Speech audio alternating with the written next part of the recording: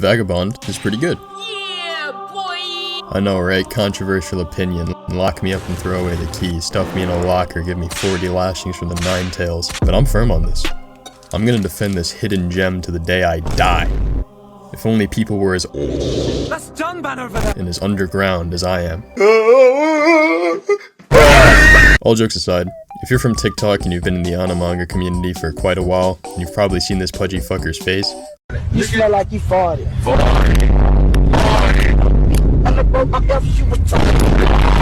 Or have seen all the top 10 lists where they're literally just the exact same thing, copy and pasted word for word. You know, word about good things comes and goes in life. Key difference between me and the grass eaters, however, is that I've actually read it. And I'm not the kind of guy to say some pretentious bullshit or talk about the brilliance and thought-provoking character development of Lego Head for my hero. I just want to give you guys a brief opinion piece on what I've read so far.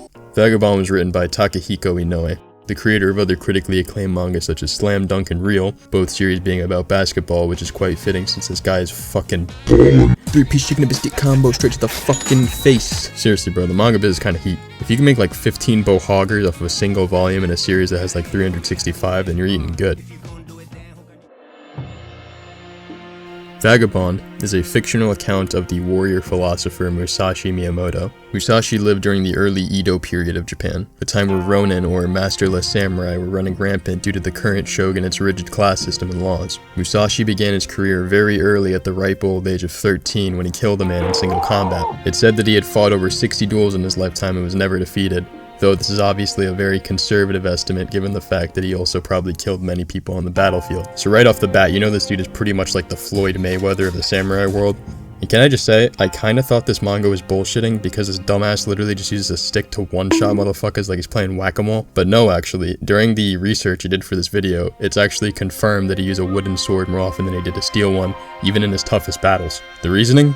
You know, I'm pretty confident in my ability to kill with this tree branch and, that katana, you know, the one that's made from steel that's folded 8 to 16 times. Well, I feel like it just wouldn't be, as reliable, you know? Really? Honestly, my personal theory is that he just knew it would be an absolute power move to end a man's whole career with a weapon that can't even cut. Like, imagine that.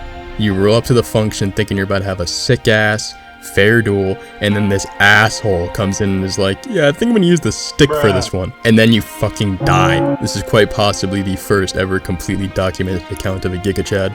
So I feel like we're all well acquainted with this absolute glowing brain genius that the story was based off of, but there's more appeal than just watching this guy dome people every panel.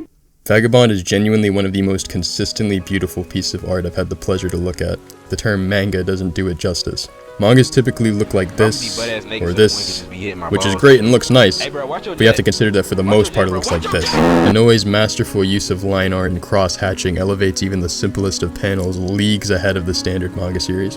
The detail of the background as well as the composition and character placement allows the reader to truly immerse themselves in his world. As I was reading through the first Vizbig volume, it seriously felt like I was watching a movie. It made me feel as though I had the perspective of a bird watching over the action. Not as in a bird's eye view, but literally like a real bird watching the action as it was unfolding. As if there was a window I was gazing into. Part of this effect is also induced by the clear and concise motion of each panel.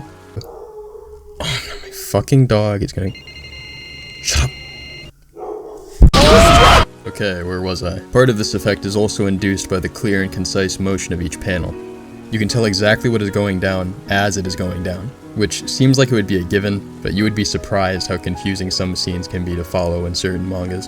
I went out and found this exact panel spread, which took me a long ass time, I'm not gonna lie. But in this scene, for example, I was able to follow the motion of Musashi's sword and fill in the gray space very accurately as to how it would play out in real life. I could not only tell what was occurring from the panels, but also see what the panels don't show me due to this effect. Almost like, this. Vagabond has an impressive, yet subtle use of humor. It's rare that I laugh out loud when reading, because it's a fucking book. It's not like the new age humor today where this is funny.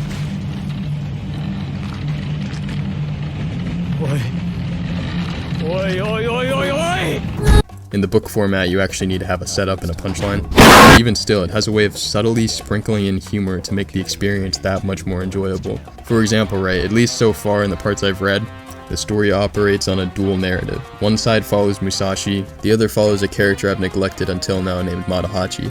Now the universe seeks out an equal sum of based and cringe. Matahachi's narrative looks at Musashi's narrative of strength, triumph, and victory, and decides to go in the complete opposite direction with weakness, failure, and... Shut the fuck up. I'm not even joking. Despite being an actual cringe lord, this guy really does get a lot of punani. I mean, this guy literally follows the exact cycle of, bro, fuck, I'm ass. Man, what the fuck? Why my life gotta be like that? Wait a minute. I'm kinda swag. Humana. Oh god. Bro, fuck, I'm ass. And it's this dichotomy between Matahachi and Musashi that makes each of their character arcs interesting to read. One is interesting because it's inspiring and makes you think about the ethics of combat and the desire for strength. The other is interesting because people have a sick fascination with watching people suffer. Though that's not to say it's undeserved, not in the slightest actually.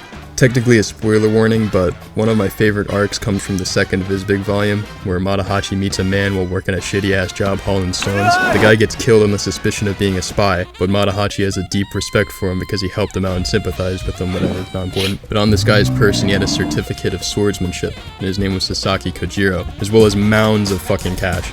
So initially our troubled protagonist sees this and thinks, well, this poor guy died here, the least I can do is bring his parents his belongings. So he sets off traveling city to city, getting absolutely fucking nowheres.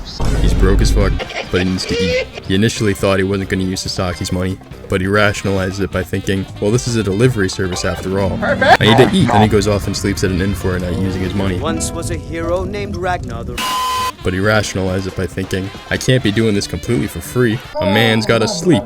And then he starts drinking and is like, well, a man with ambition's gotta get crunk every once in a while. And then he buys 2 swords, new clothes, uses all of his money and steals his name, and then completely drops the Good Samaritan act to use this dead guy as a launch pad for his career. Is all this legal? Absolutely fucking not. So overall, I'd say Inoue is pretty talented at making monkey brain people such as myself laugh. Now, the script is already 14 pages long as I'm writing this, and I have to do my homework, so I'm gonna wrap this shit up. It's a pretty contested topic if whether Vagabond should ever be animated, and honestly, I err on the side of it only being a manga. It would be great to see some of these parts of the story come to life with sound, voice acting, and motion. But as I already said before, the artwork is drawn in such a way where you don't need animation to see it clearly. The motion is already there, the sound is in your head, the voices are in your head. Kiss my ass! There's no need to sacrifice the quality of the original illustrations to fit the budget and time constraints of a regular studio. My only real hope for a Vagabond anime is if Ufotable takes it and they pour their heart and soul into it, but the chances of that happening are pretty slim. Vagabond is absolutely, positively a banging piece of heat that has stood the test of time and far exceeds even our own time now. I'd recommend it to not just manga readers, but literally everyone that can read. So, go out there and read it or I'm gonna fucking kick you in the balls. Also, subscribe to YNGH, that would help. Thank you.